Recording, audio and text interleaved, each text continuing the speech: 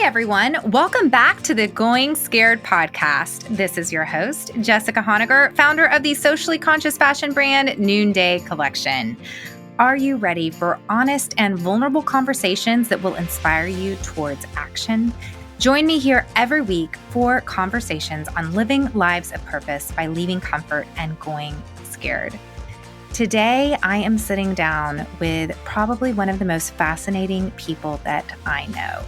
Jessica Ewing. Jessica is in my EO group. That is a small business group that I am a part of that's part of a larger organization called EO that helps support and grow entrepreneurs. Jessica is a trained survivalist. Yes, those exist. She is CEO and co-founder of Literati books. She also spent 5 years building consumer products at Google after graduating from Stanford. She was featured in Fast Company magazine as one of Google's 12 most innovative minds.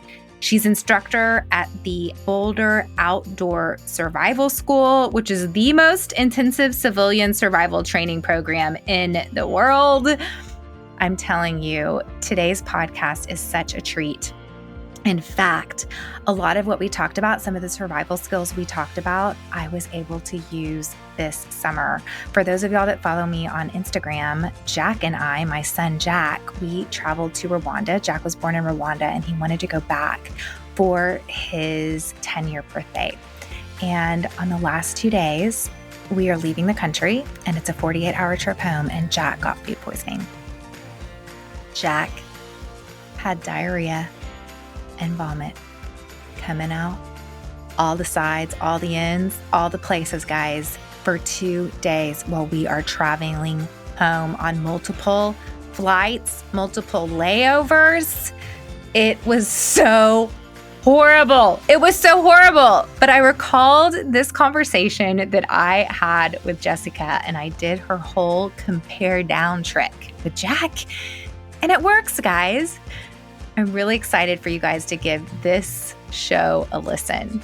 Also, Jessica is being super generous and she is offering a gift certificate to Literati for one of our listeners.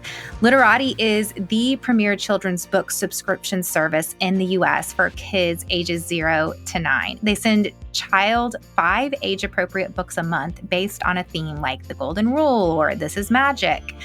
The child enjoys the books at home for up to a week, and at the end of that week, they only keep the books they love, and then they send the rest back.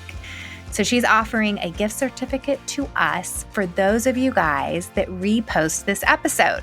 So if you guys either want to link to it on Facebook, tell your friends, hey, go listen to this episode. If you want to screenshot the episode and put it in your Insta stories, then you will be entered to win a full year subscription to Literati as well as my book, Imperfect Courage. If you do the contest via Facebook, make sure you go ahead and DM us over on Instagram to let us know, because that's where we'll be tracking the contest. Otherwise, just share the episode today. It's really interesting and it's just, I love fascinating people. I love multifaceted people, and it's been really fun to get to know Jess. So enjoy our conversation.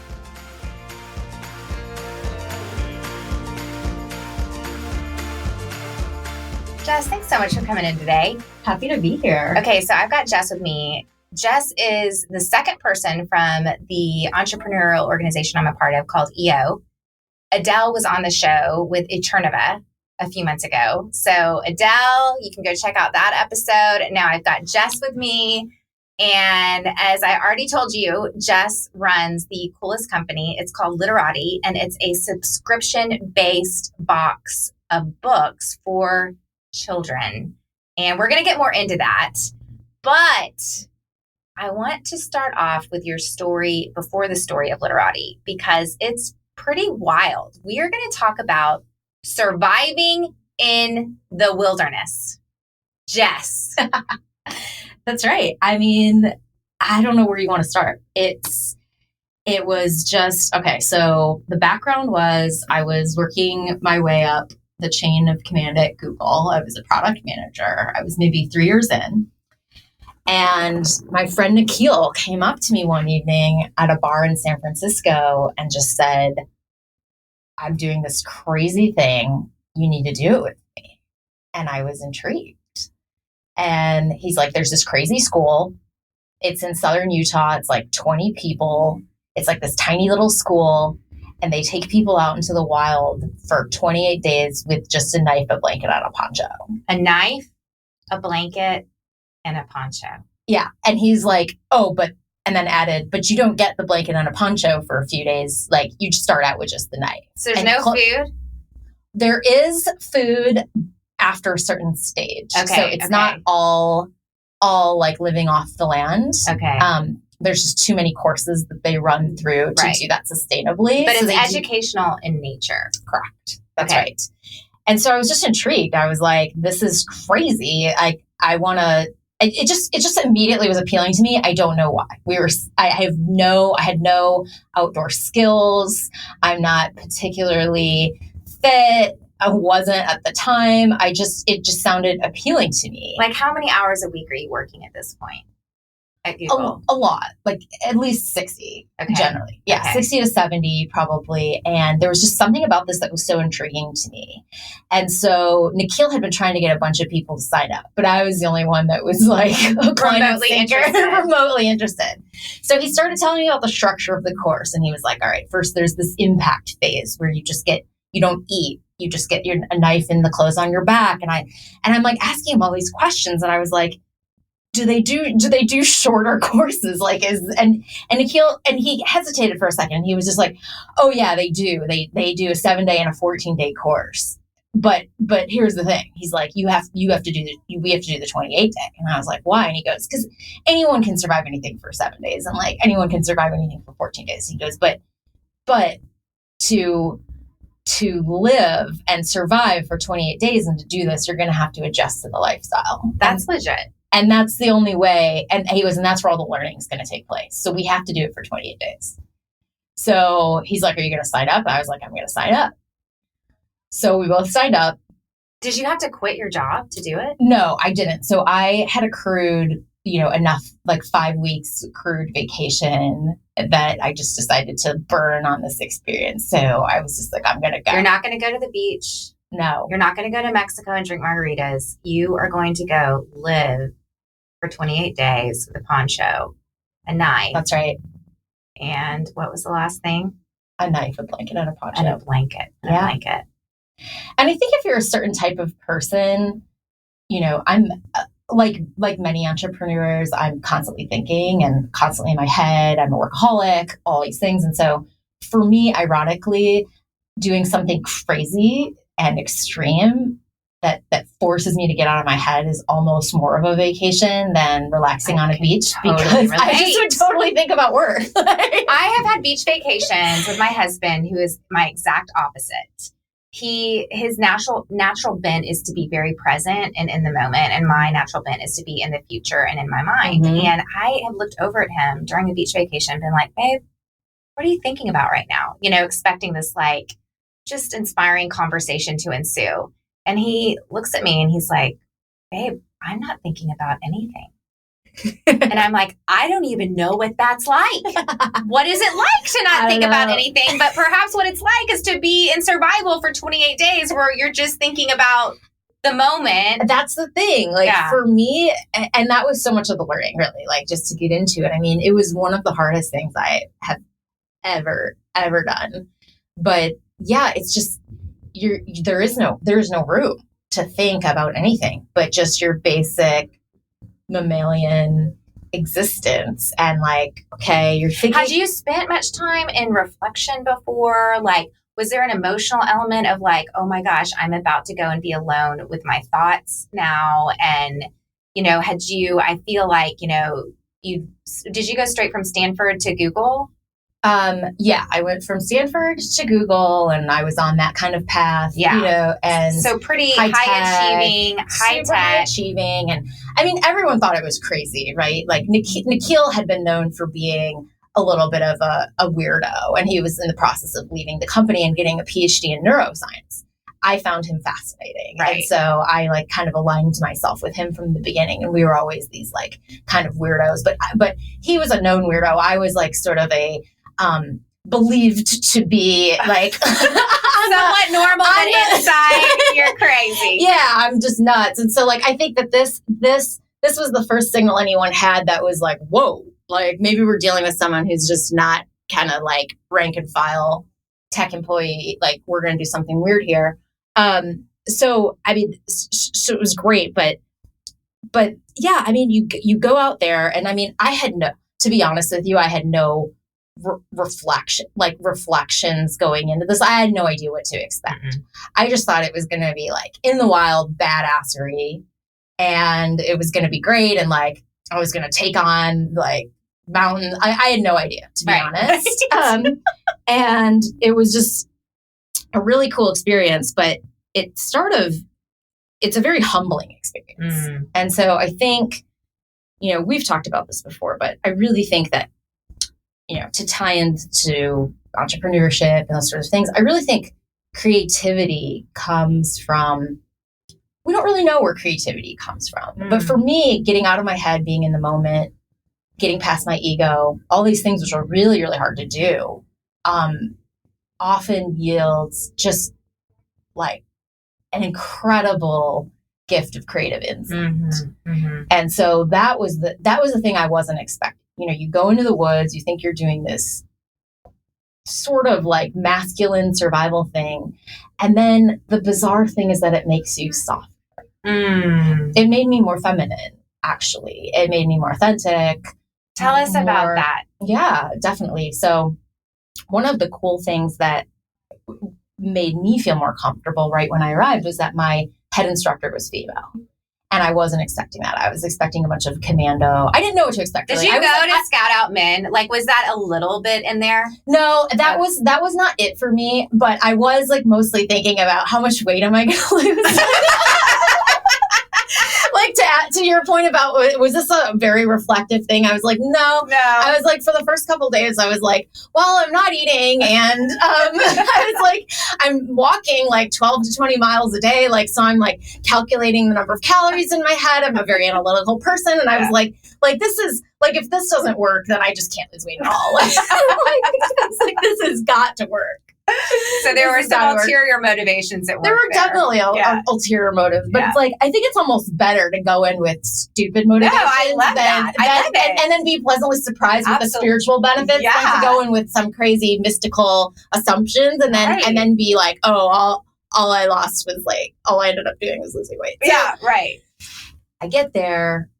Laurel is her name. And she's this fascinating, she's Chinese American, right? So I wasn't expecting a woman. I wasn't expecting someone Asian, at all. And she's got a bullet pendant around her neck. And she's a hunter. She hunts elk and has a philosophy degree from Berkeley. And just all these things that just seem They don't seem like they go together. They don't seem like they go together. And what struck me about her was I was just like, I love that when you meet someone that isn't a stereotype and not an archetype, and they're such a hodgepodge of so many interesting incongruent things that that this is just an authentic, sort of fully actualized being. Which, by the way, I feel like authenticity somehow has to do with being incongruent. Like we all are multifaceted and multi-passionate, and I think we have this expectation that you're supposed to fit into this stereotype. But maybe perhaps the more we embrace our authenticity, the more we embrace our multifaceted nature.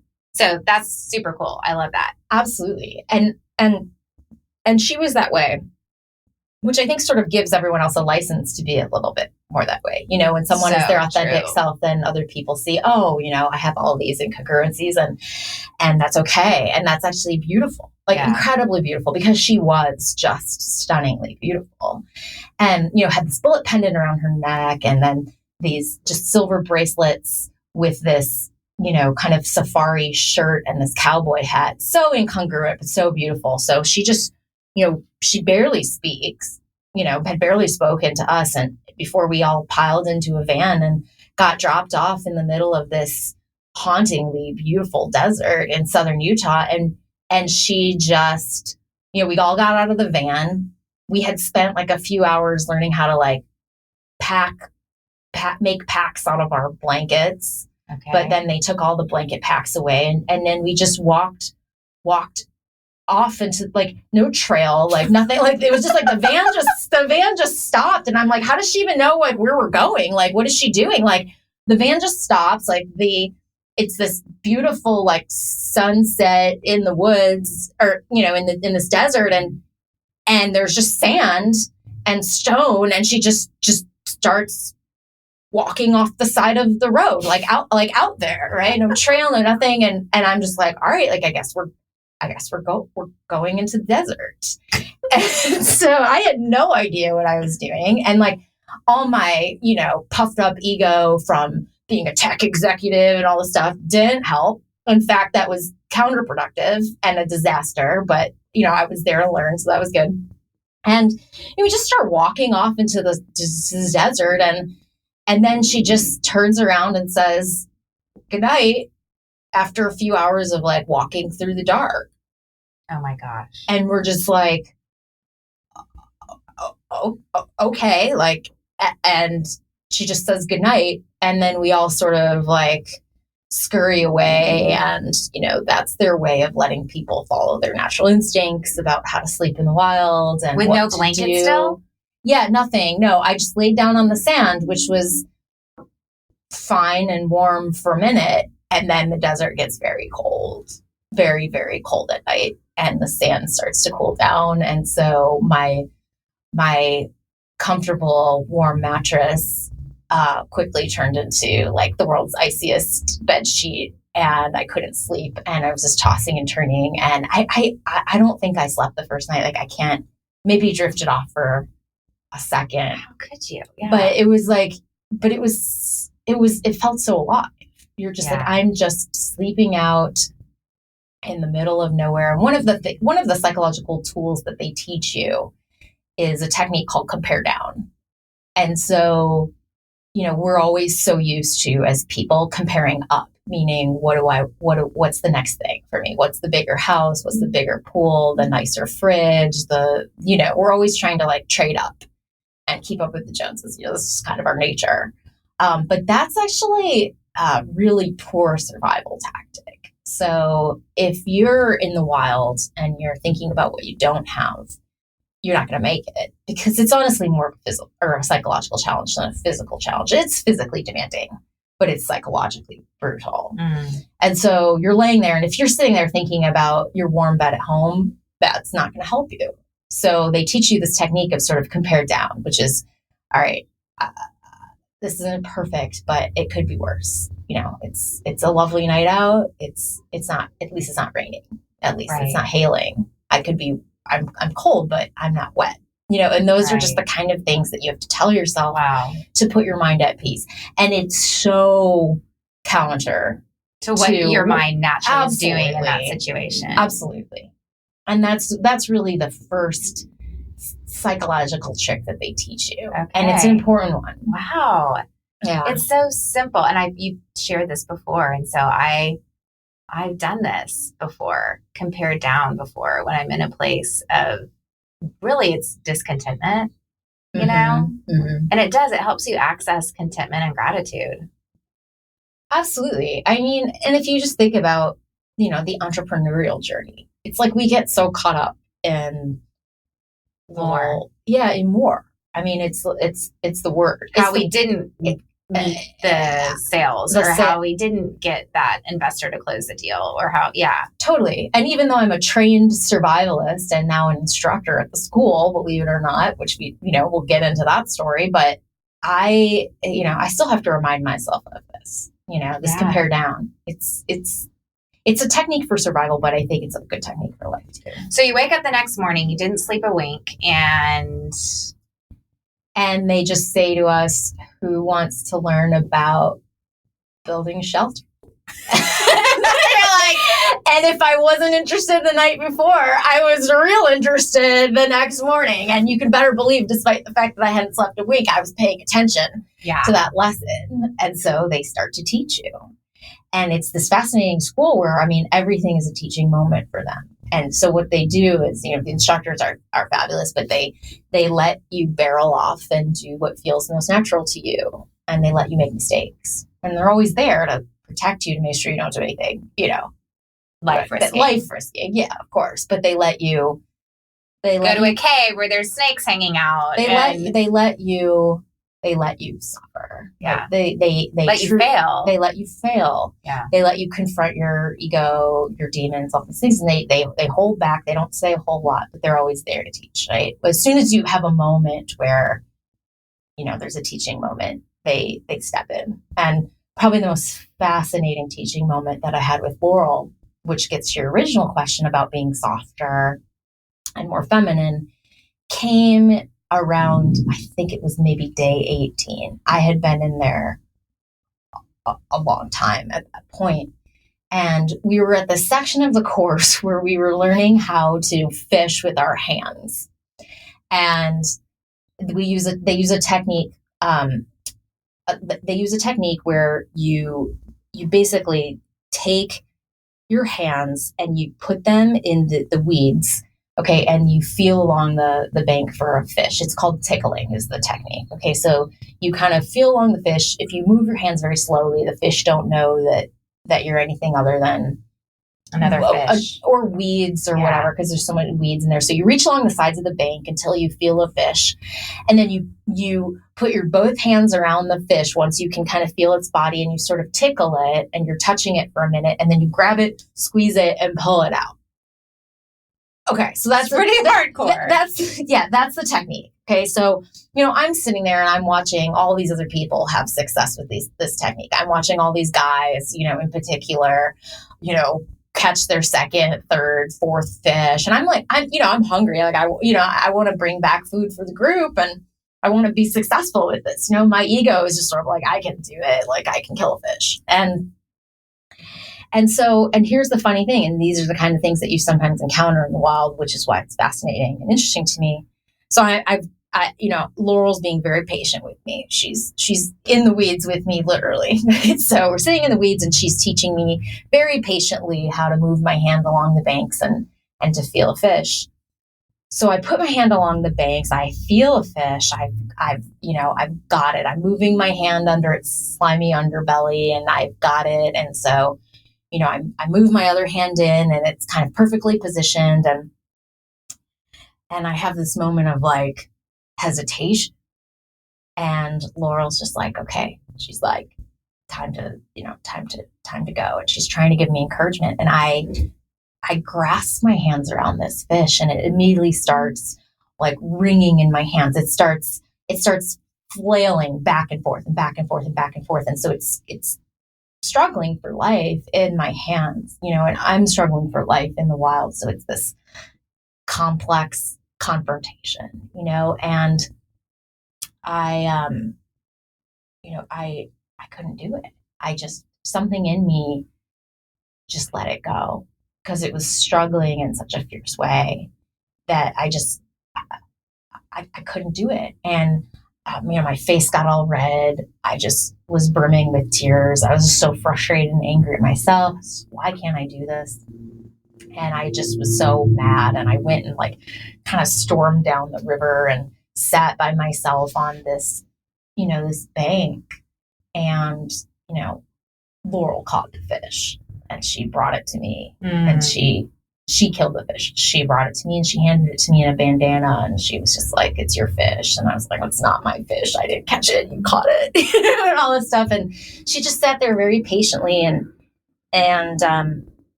she said, you know what? She said, you can learn this.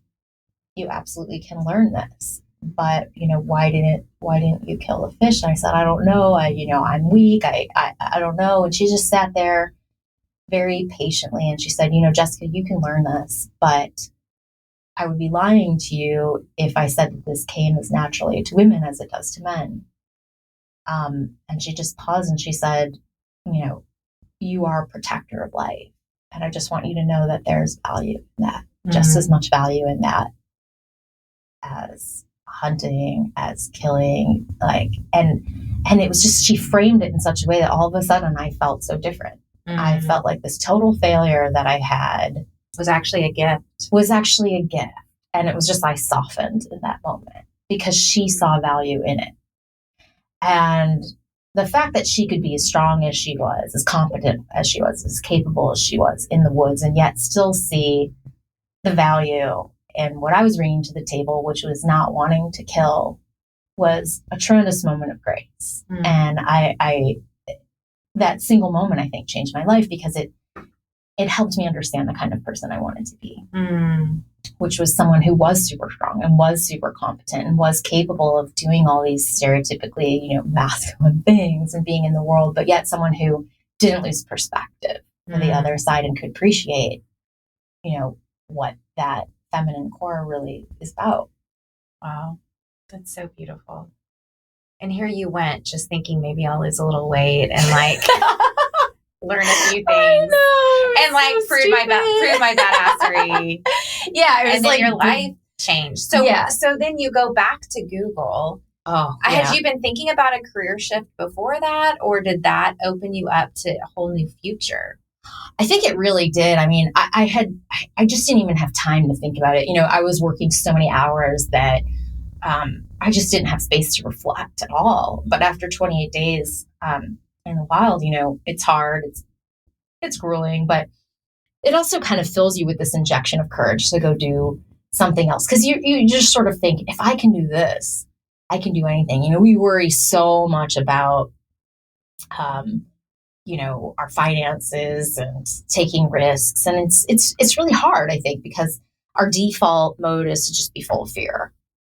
And, when after having this experience, I was just sort of like, I can get by on, I don't need. I can get by with a knife and a poncho. Yeah, apparently. You're just sort of, and be fairly content, right? Yeah. I was just like, I don't need a lot here. You know what I mean? You would have a cup of lentils for dinner or something. And I was just a bag of lentils, a bag of rice. It really changes your perspective. And you're just I can't believe I think I needed all this stuff to go follow my dream or, my pursuit, which was to be a writer. That's what I always had wanted to be. And so I left the survival course and I just kept thinking, I need to do this. I need to go do something else. I need to follow my childhood dream. And really, it shouldn't be that hard. If I can do this, I can do anything. And I think that that's really what it instills in people, along with a kind of return to your heart and your essence and putting you in touch with, okay, well, what is that thing? Because the truth is I didn't have either thing. I didn't know what I wanted to do, and I didn't have the courage to go do it, even if I knew. Although people would look from the outside, I mean, weren't you one of the youngest people in your position at Google?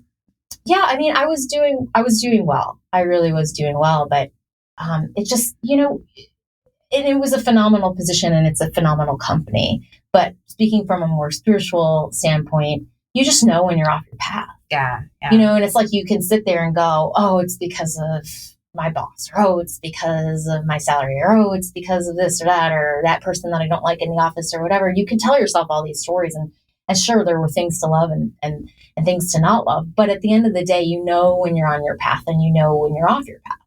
And when you're on your path, none of those things, you just really seem to matter.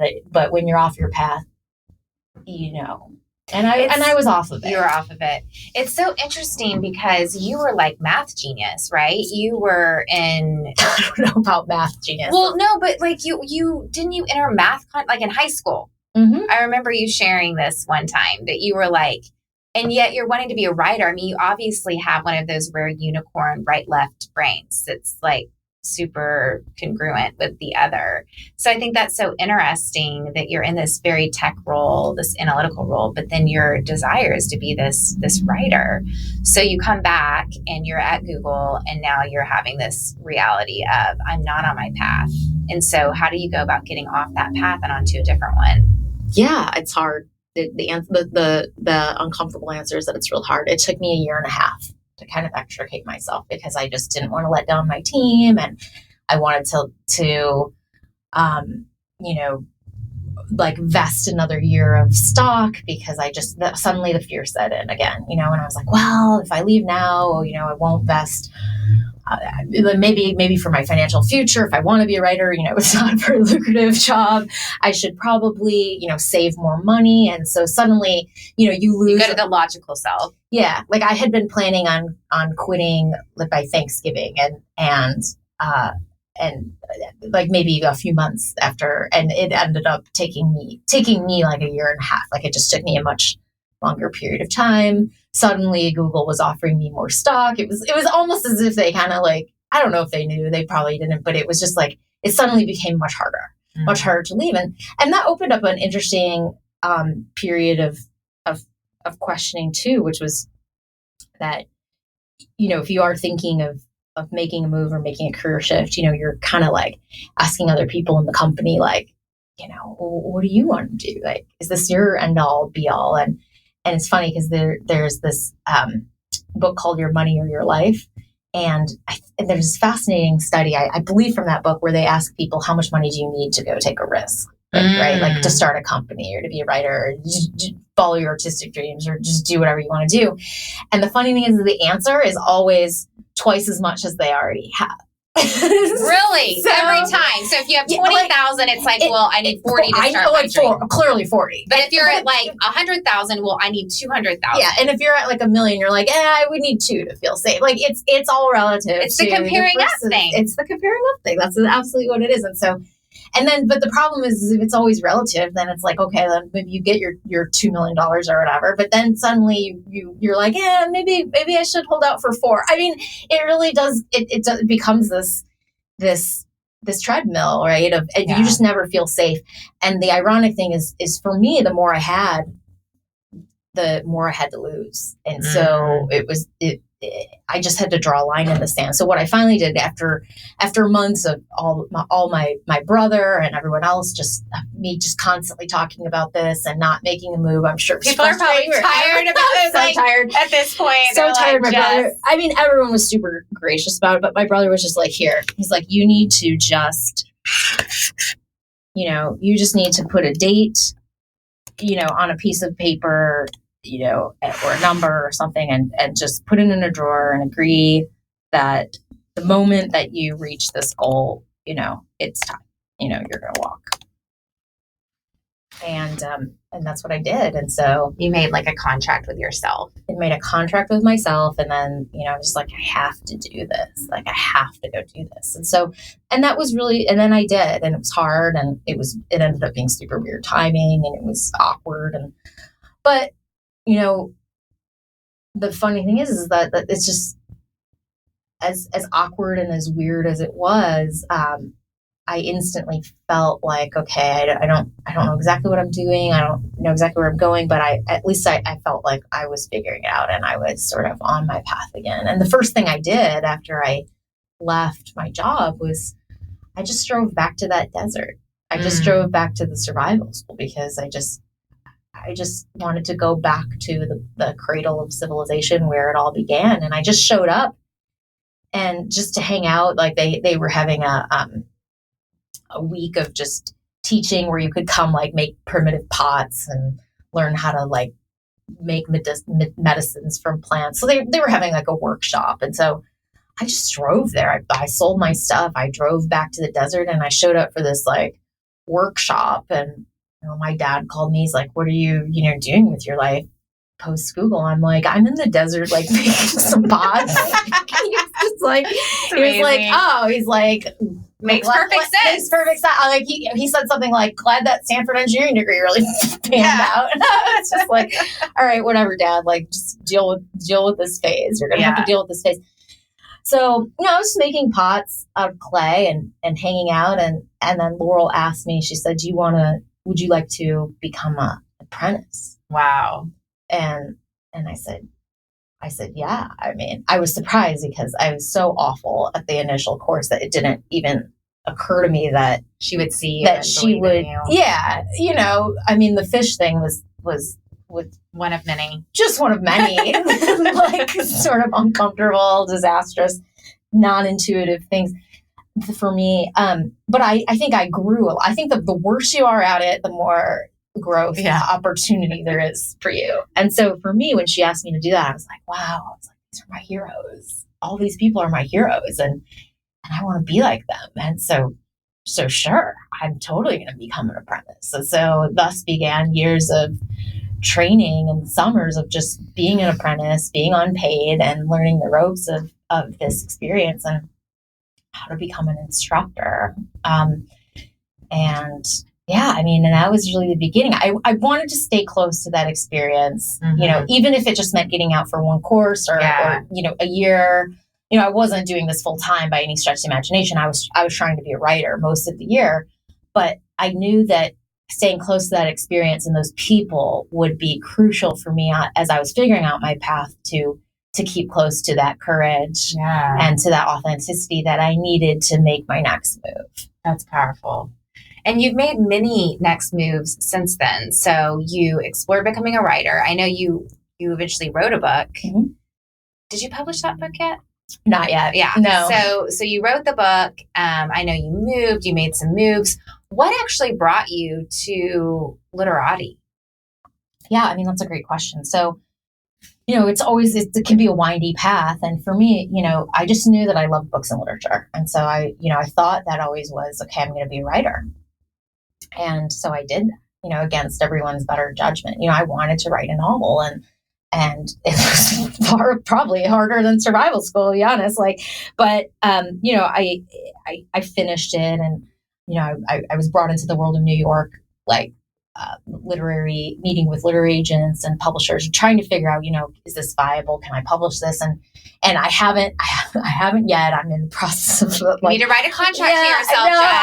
I know. It's hard, but it did. What was great about it was that it put me in this world, of books, which gave me so many insights into kind of things that I could do to enhance, to provide meaning and to do meaningful things in that space.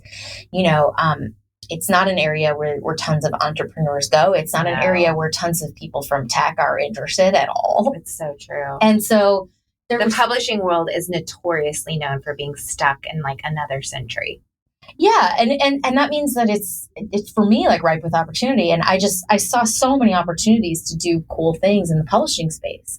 And Literati was just sort of,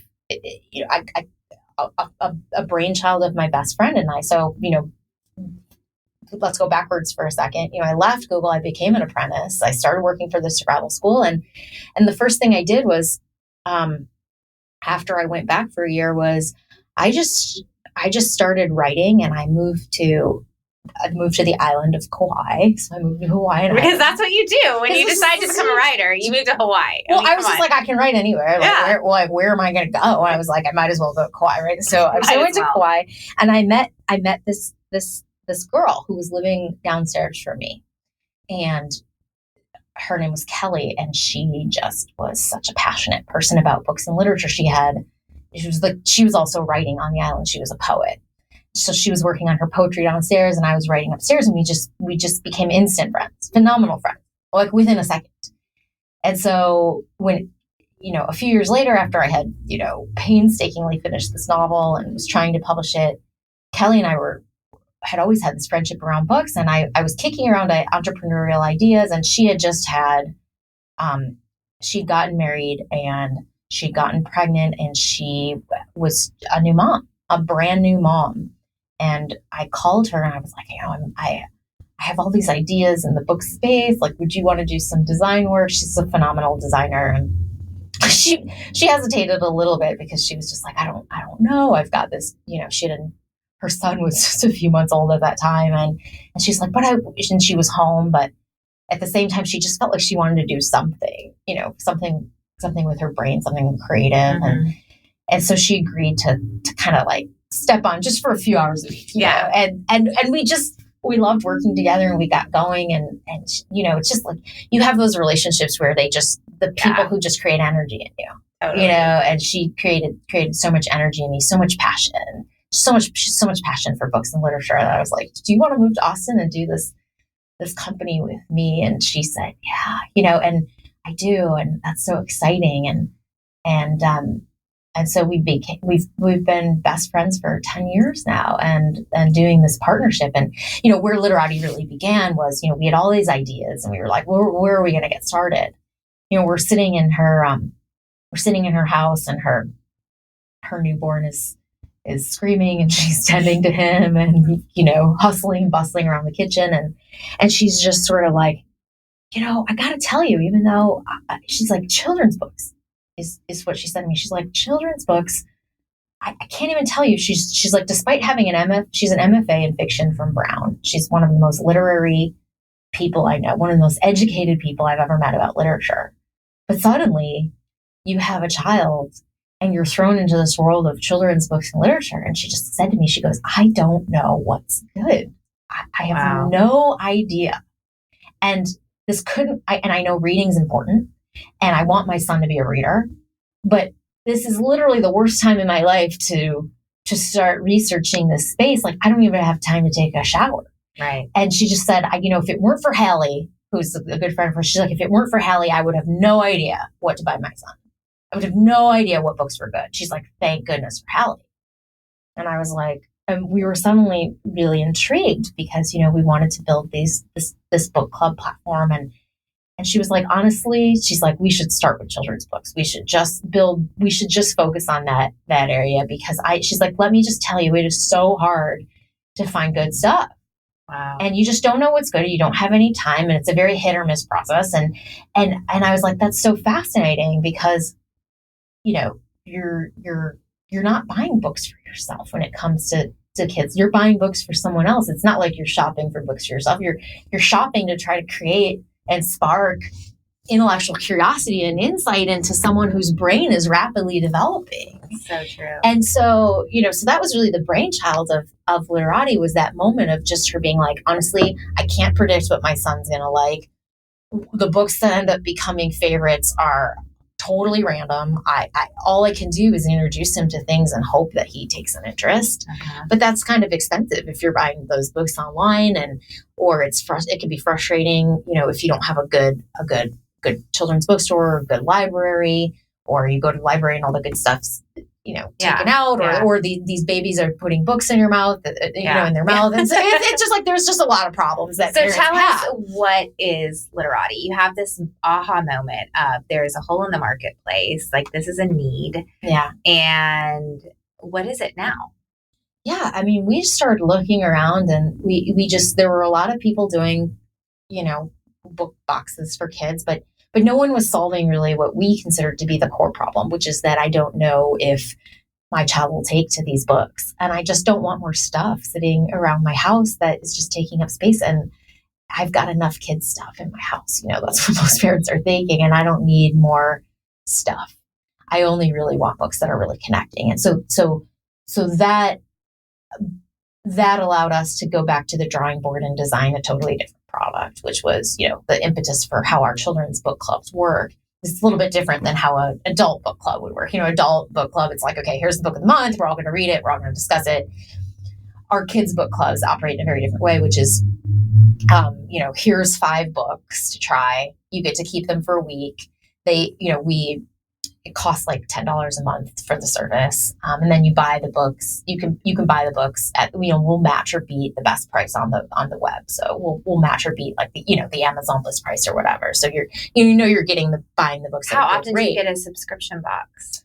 You can set the frequency. So It defaults to monthly, but you can switch to every other month or quarterly. Okay. And it's funny because one of the features that parents like the most, so they get this box and we really, really, really put a lot of thought and effort into like, okay, what is the theme of the month? Is it science? Is it art? Is it friendship? And then kids get these personalized letters and personalized book plates stickers that they can peel off with their name on it and put it there in their book. Like, this book belongs to Jess or whatever. And so we put a lot of thought and effort into creating a very like high quality, very thoughtful experience. But what is funny, which is one of the number one features of the product, you're going to laugh. Because going back to that point that I was making about, a lot of parents feeling like they have just too much stuff. Yeah. So we decided 3 months into the product launch that we would let people send old books back to us as donations and we would pay the shipping. right? Oh, gosh. And we were like, that might be a nice way, just a nice feature to, give back and also just to clean house. Because it's like, if I'm buying, 2 or 3 new books a month from this box, it's like, maybe I want to like get rid of, a couple books as well. And, we just offered it. And then we can take all those books and we can find good uses for them. We can get them to kids who can't afford books, or libraries or, other ways. There's lots of things that we do with our donations, but that's not the point. The point is that, we just started seeing parents would, they would keep a couple books, but they started having these really meaningful moments with their kids where they would say, okay, what are the 2 books or the 3 books we're going to keep this month? And okay, that's great. Now we'll buy these, but what are the 3 books that we kind of feel we've outgrown here and we're going to give? And so people just started sending any books they want to return along with this phenomenal number of donations and creating moments of meaning with their kids where, hey, it's not just about buying stuff here.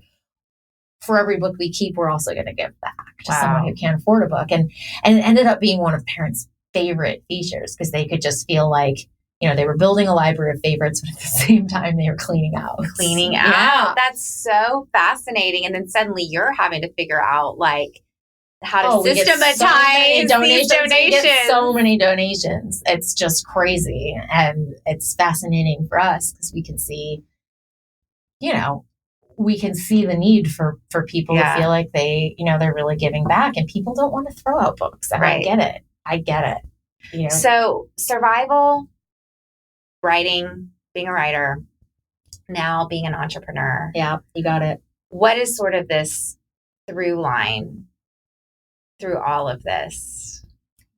Yeah, I mean, I think the answer is growth. Growth. Yeah, because you're an entrepreneur, the pressure to grow. But for me, I didn't know I would end up an entrepreneur. I didn't set out to be an entrepreneur. I didn't leave Google and, I'm going to, start a business. No, not even at all. Not even remotely. But, I now interact with a lot of people that I once interacted with at Google, and it's come full circle because, I'm in this entrepreneurial world now, this business world. And some of my friends, from Google or colleagues from Google have become investors in the company. And so, it has thrown me kind of back into that world. But it's funny because you sometimes go back home after a long journey and you go back home with a completely different perspective. And home is just as fresh and interesting as it, you know what I mean, as it was. Right. But it's suddenly everything's different now. And so, yeah. And to see to me how God sort of used all of these pieces too, like your time at Google has now come full circle because you're VC backed. And I'm sure a lot of those connections came from kind of having been from that world. Definitely. And it gave me a start and a few people that believe in me. And it all ended up being super, super useful. But I think that's the funny thing about the path, like kind of looking back at it now, talking to you, right? It looks like a very well-crafted novel, right. But at the time, it just looks like, when you're in it, it just looks like a mess. I mean, you're just plotting one foot in front of the other, just saying, where is this going? Mm-hmm. This isn't coming together. This, in fact, just seems to get increasingly random and weird. Yeah. and there's even can be a shame story there about do people perceive me as being someone who's just all over the place? Yeah. Am I wasting my Stanford engineering degree? Yeah. It's funny. I never had those kinds of thoughts. Okay. Because no, I really never did. And I'll tell you why, because I knew I was on the path. It was just an intuitive thing, and I wasn't sure where it was going. It just kept it just kept unraveling. It was like years of just knots unraveling and just things getting more and more weird and like seemingly disparate like things, but it all ended up being useful, to your point. Like you just, and so I think the only unifying thread to answer your question is growth, and deeply personal. Yeah. And I think more, I went to the desert because some part of me really wanted to grow. I mean, some part of me just wanted to lose a few pounds too, but like there had to be something going on in the subconscious that was a little bit deeper, to do that. But, I think I think entrepreneurship too, it's going to test you. It is. And it's going to test you. But I kind of think that the worst days, to be honest, like the worst days of running a company are better than some of the best days when you feel like you're not on your path. You know what I mean? Even the hardest days is like the worst days. They still feel authentically yours.